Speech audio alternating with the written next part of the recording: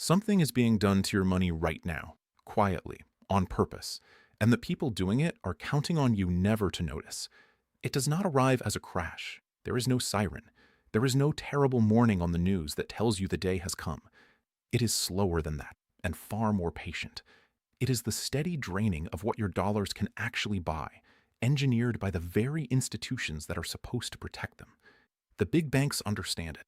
The trading desks are positioned for it. And the financial channels will not sit you down and explain it, because the not explaining is the whole business. If you have spent a lifetime saving, this is aimed directly at you.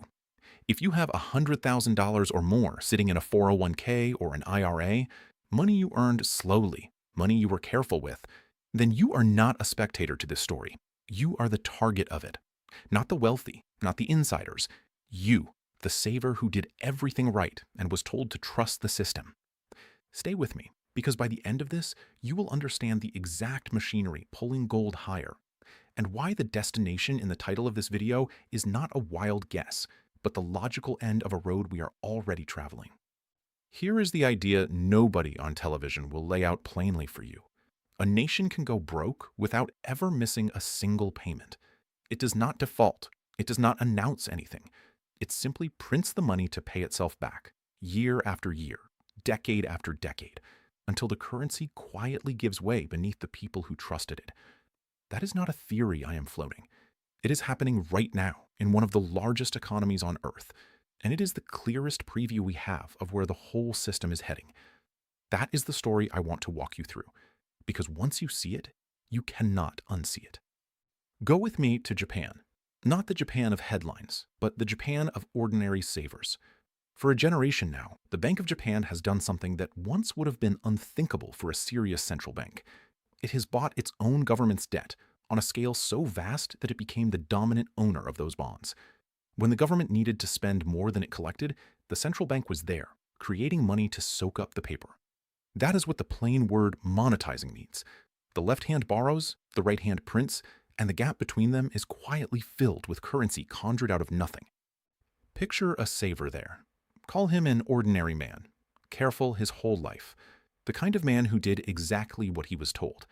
He worked, he saved, he put his money in the bank, because that is what responsible people do. And for decades, that bank paid him essentially nothing. Not a bad year, not a rough stretch, nothing, year after year after year. A rate pinned so close to zero that his patience was never rewarded. He was not robbed in the night. He was drained in daylight, slowly, politely, while the officials assured him everything was under control. That is the piece I need you to hold on to, because it has a name the financial press almost never uses in front of you. It is called financial repression. When the people who print the money hold the return on your savings below the rate that prices are rising, they are running a quiet tax on everyone who saved. You do not see it on any statement. There is no line item. But every year, the reward for your discipline shrinks, and the debt the government owes gets a little easier to carry because it is being repaid in money worth a little less. Your loss is their relief. That is not a side effect of the policy. That is the policy.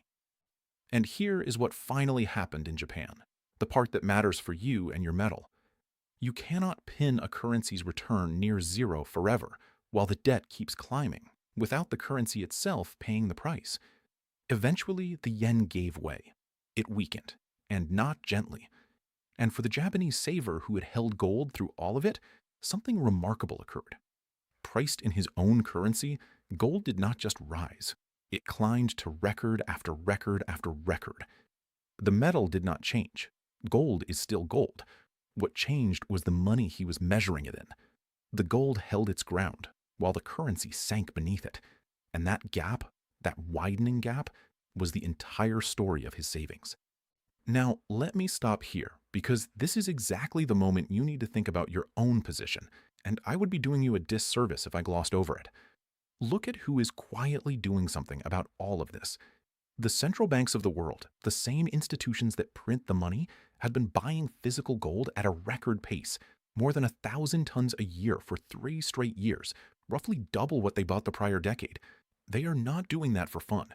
They are protecting themselves from the exact erosion I just described. And there is a little known, perfectly legal way for an ordinary American to do the very same thing inside the retirement account you already have. Most people have never been told this, and that is not an accident either. You can move a portion of your retirement savings into physical gold and silver, real metal, without triggering taxes and without paying an early penalty, using what is called a self-directed precious metals IRA. And I want to be clear about who this is for, because there is a myth that it is only for the rich or the connected. It is not. If you have $100,000 or more in any retirement account, a 401k, a traditional IRA, an old plan from a job you left, this is for you. We put together a free retirement protection guide that walks through exactly how it works. If you are watching this on your television, just scan the QR code on your screen. If you are on your phone or your computer, go to jeffreedguide.com. It costs you nothing, and it explains the whole process in plain language. Now, back to the road we are on. Because here is the uncomfortable truth. The United States is not immune to the story of Japan. It is earlier on the same road. Look at the shape of it. Deficits year after year, in good times and bad. A national debt that no serious person believes will be repaid in dollars of today's value. And the cost of the interest on that debt is climbing toward levels not seen in generations, eating a larger and larger share of what the government takes in. When a country's debt gets large enough, something quietly shifts. The central bank is no longer truly free to fight inflation, because raising the return on money enough to matter would break the government's ability to pay its own bills. Economists have a cold phrase for that condition. They call it fiscal dominance, and it is not a new idea. There was a stretch in American history when the central bank was not independent at all, when it was quietly instructed to hold the government's borrowing costs down for the better part of a decade so the debt could be carried. It took a formal accord to break that arrangement and let the central bank act on its own again. What Japan has been living, and what the United States is drifting toward, is a soft return to that world, where the needs of the borrower quietly overrule the interests of the saver, and you are the saver. Look at the raw arithmetic of it, because the numbers stopped being abstract a long time ago. The total debt of the world now runs to hundreds of trillions of dollars, several times the size of the entire global economy. The United States runs deficits on both the spending side and the trade side at the same time, year in and year out. And the interest bill alone, the simple cost of carrying what is already owed, has climbed to a share of the national income not seen in decades, and it grows every time rates rise. Do you see the box that builds? To fight rising prices, the central bank must raise rates. But every rate hike makes the debt more expensive to carry, which pushes the government to borrow still more, which the central bank must ultimately help absorb. The tool and the trap are the same lever. That is the machine Japan has been running for a generation, and it is the machine humming quietly under your own currency now. Now, there is one thing, and only one thing, that has ever truly broken gold. It is not a strong economy. It is not a calm headline. It is a bond that pays you a real return, an interest rate high enough to actually outrun rising prices and reward you for waiting. There was a time when a determined central banker was willing to take rates to punishing heights to do exactly that, and it broke gold for the better part of 2 decades. But understand what made that possible. The debt was small enough that the country could survive the medicine. Today, the debt is not small. It is so large that the cure has become unaffordable, and that is the quiet trap at the center of everything. The one weapon that could stop gold is the one weapon the system can no longer fully use. Let me pull you back for a moment, because this is the part that actually changes things, and almost nobody connects it for you. For decades, there was a reliable rule in the markets. When real interest rates rose, gold fell. It was as dependable as gravity, and every desk on Wall Street traded on it. And then, recently, the rule broke. Gold climbed, even as those real rates stayed high. The old relationship simply stopped working. Ask yourself why. It is because the market is no longer treating gold as a bet on interest rates. It is treating gold as an escape from the currency itself, from the entire machine I just described. When the rule that governed a market for 40 years quietly dies, that is not noise. That is a signal. And the biggest, most conservative institutions on earth have already read that signal. Gold recently overtook the euro to become the second largest reserve asset held by central banks, behind only the United States dollar. Think about what that means. The people who manage the reserves of entire nations are choosing bars of metal over the paper promises of other governments. Part of what accelerated this was a hard lesson a few years ago, when one large nation's foreign reserves were frozen by the countries that held them. The message landed in every central bank on Earth. Reserves held as somebody else's paper can be switched off. Gold sitting in your own vault cannot be frozen by anyone. It answers to no other country. That is why they are buying and buying and buying, regardless of the price. And notice the tell hidden in that. When you are buying because you believe the price will jump next week, you wait for a dip. When you are buying because you no longer fully trust the paper money the whole world runs on, you buy at any price, and you keep buying even as it climbs. That is precisely what the central banks have been doing. They are not trading gold.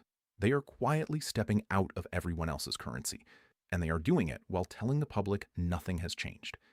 This is the through line I need you to hold, because the financial media will never draw it for you. The same institutions that quietly erode the value of your savings are at the same time quietly protecting themselves with gold. They run the printing press with one hand and stack the metal with the other. And they are perfectly comfortable letting you believe that gold is a relic, a nervous man's asset, something for cranks, right up until the moment it is too late for you to act cheaply. Their calm is not a favor to you. It is the sound of a door quietly closing, while you are told there is no hurry. Even now, watch the machinery in motion. Policymakers are split, more divided than they have been in a long time. The Fed's latest decision was to hold, but it was a fractured, contested vote, with dissenters pushing to tighten further, and the chair, Kevin Warsh, openly acknowledging the fight inside the room. And here is the tell. Even a divided, hawkish central bank cannot escape the trap, because the debt sits behind every decision like a wall. They can talk tough. They can hold the line for a while. But the deeper force, the erosion, the fiscal weight, the currency slowly giving way, does not care about the tone of a press conference. It is structural, and structure wins over time. So let me answer the question in the title honestly, because you have earned a straight answer. Gold sits near record highs, near $4,000, a level that would have sounded absurd not long ago. And the number in the title, roughly a doubling from here, is not a promise and it is not a prophecy. It is what happens when the story of Japan plays out on a larger stage, when the currency the whole world measures gold in follows the same quiet path down, and the metal simply holds its ground while the money sinks beneath it. That is where this ends. Not because of one crisis, but because of the slow, patient logic of a system that has no comfortable way out. I want to be careful with you here, because anyone who promises you a price and a date is selling you something. This is a case built on history and structure and the behavior of the most serious institutions in the world. It is not a guarantee, and it is not personal financial advice. Gold does not travel in a straight line. Remember how it behaves. Not so long ago, at the mere hint that the central bank might slow its bond buying, gold fell sharply for a year, even though nothing about the deeper story had changed. There will be sharp pullbacks along the way, weeks that feel frightening, moments when the trading desks engineer a shakeout and the headlines tell you it is over. That is normal. That is how these markets have always breathed. And it is exactly in those moments that ordinary savers are frightened into selling the very thing that would have protected them. So here is the practical part, the part that matters for what you actually own. Own the real thing, the metal, not a paper claim on metal that someone else can fail to deliver. Size your position so that a drop, even a scary one, can never force your hand, never make you a seller at the bottom. The person who gets hurt is not the one who owns gold. It is the one who owns it nervously, in a size he cannot stomach, who dumps it into the dip and hands it to the very desks that wanted it. Do not be that person. Hold it because you understand why you hold it, and let the shakeouts pass beneath you. And now the part one most want you to hear. If you understand this, you are early. Not because you are clever, but because the crowd has not arrived yet. The central banks already know. The smart money already sees it. The old market rules have already quietly broken. But the mainstream, the pension funds, the neighbor down the street, the anchors on the financial channels, they have not caught on. Right now, gold is still treated as a curiosity by most people you know. And by the time it is not, by the time it leads every broadcast and every advisor at every bank is urging you into it, the easy part will already be behind us. Nobody sends you an invitation to this. Nobody is going to call your house and tell you the window is open. It opens in silence, and it closes in silence. And the only people who walk through it are the ones who were paying attention while it was still quiet. That is why the moment to think clearly is exactly the moment when nothing feels urgent, which is right now, while the decision is still cheap and reversible and entirely yours. If you have $100,000 or more in a retirement account and you watch this all the way through, I would like to offer you something real. We hold a free, one-on-one educational web conference, no obligation and no pressure, for viewers with serious retirement savings who mention that they watch this video to the end. It is a genuine conversation about your situation, how the precious metals IRA works, whether it even fits what you are trying to protect. If you are watching on your television, scan the QR code on your screen right now. If you are on your phone or your computer, go to jeffweedguide.com. That is jeffweedguide.com. Think back to that saver in Japan, the careful man who did everything right and was drained in daylight while the officials told him all was well. He was not foolish. He was not reckless. He simply trusted a system that was quietly working against him, and he found out too late what was being done to his money. You have the one thing he did not. You can see it coming. The erosion is not a secret anymore, not to you. The currency will keep giving way, slowly, patiently, and the metal will keep holding its ground. And where that ends is far higher than the number that first brought you here. The only question left is whether you understood it in time to stand on the right side of it. You still can't. That is the whole reason I made this for you.